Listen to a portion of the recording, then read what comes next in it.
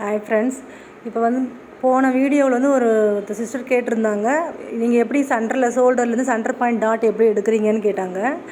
நார்மலாக நீங்கள் மடித்ததுக்கு அப்புறமா தான் நம்ம ஃபஸ்ட்டு எடுக்கிறோம். முன்கழுத்து அகலம் எடுத்துகிட்டு ஷோல்டர் ப்ளவுஸில் இருக்கிற அளவே எடுக்கிறோம். அடுத்து முன்கழுத்து ஹைட்டு, அது 4வது ஊக்குஸ்க்கு ஃப்ரண்ட்டில் நம்ம கட் பண்ணிக்கிறோம். அது ஷோல்டர் 1/2 இன்ச் நம்ம எவ்வளோ தையல் பிடிப்போமோ அந்தளவுக்கு மார்க் பண்ணிவிட்டு உள்பக்கமாக திருப்பி சென்டர் பாயிண்ட் டாட் எடுத்துக்கோங்க.